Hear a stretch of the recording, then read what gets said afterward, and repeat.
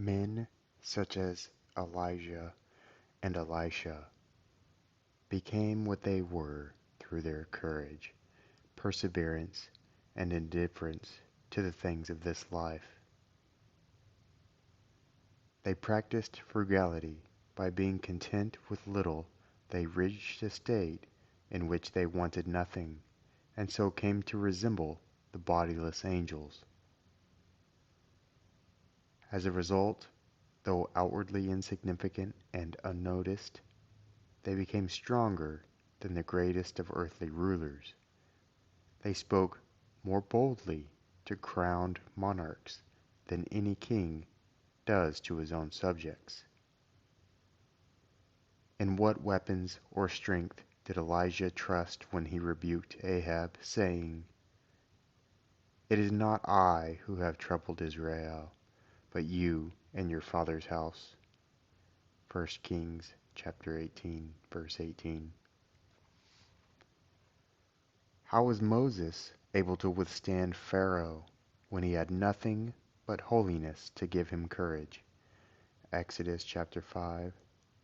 When the armies of the kings of Israel and Judah were gathered for war, how did Elisha dare to say to Jehoram, "As the Lord of hosts live, before whom I stand, surely, were it not that I regard the presence of Jehoshaphat, the king of Judah, I would not look toward you nor see you."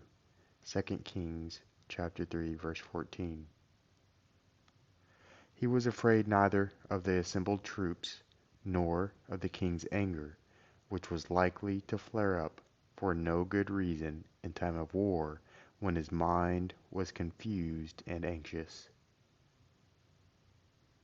Can any king achieve what holiness achieves? What robe of royal purple divided a river as did the mantle of Elijah? 2 Kings chapter 2, verse 8. And what royal crown cured diseases as did the handkerchiefs of the apostles? Acts chapter 19, verse 12. A solitary prophet once censured a king for his unlawful acts, when the king had his whole army with him. Incensed by the criticisms, the king stretched out his hands to seize the prophet, yet not only did he fail to catch hold of him, but he was unable to draw his hand back again, for it had withered. 1 Kings chapter 13, verse 4. Here was a contest between holiness and a king's power, and victory went to holiness. The prophet did not fight.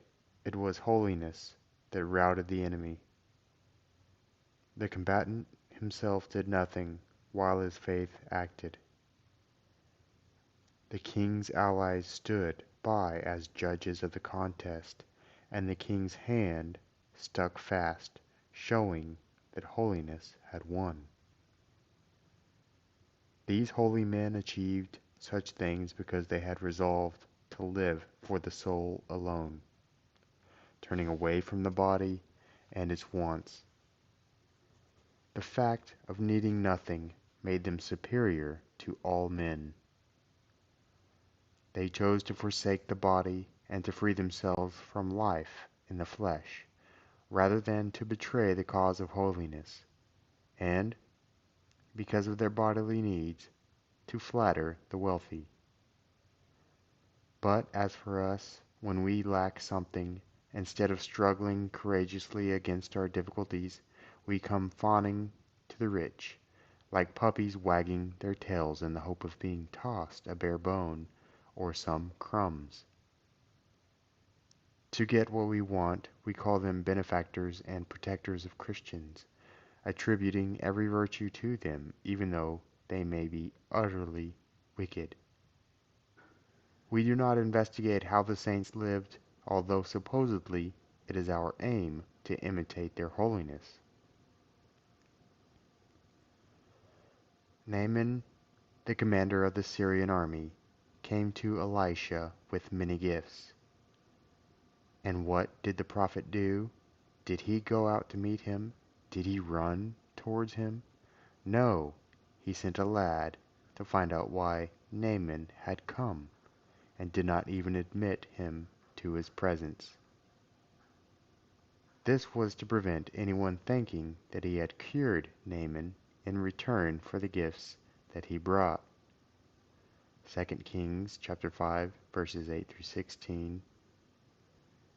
This story, without teaching us to be arrogant, shows us that we should not flatter because of our needs those who value highly the very things it is our vocation to despise.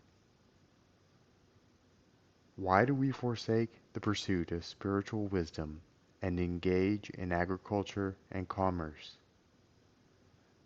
What can be better than to entrust our anxieties to God so that He may help us with the farming?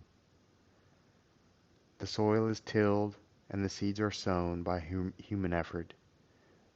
Then God sends the rain, watering the seeds in the soft womb of the earth and enabling them to develop roots. He makes the sun rise, warming the soil, and with this warmth he stimulates the growth of the plants. He sends winds tempered to their development. When young shoots begin to come up, he fans them with gentle breezes, so that the crop is not scorched by hot streams of air. Then, with steady winds, he ripens the milky substance of the grains inside the husks. At threshing time, he provides fiery heat; for winnowing, suitable breezes. If one of these factors is missing, all our human toil is wasted. Our efforts achieve nothing when they are not sealed by God's gifts. Often, when all these factors are present, a violent and untimely storm of rain spoils the grain as it is being threshed or when it has been heaped up clean. Sometimes again it is destroyed by worms in the granary. The table, as it were, is already laid, and then the food is suddenly snatched from our very mouths. What then is the use of relying on our own efforts, since God controls the helm and directs all things as He wills?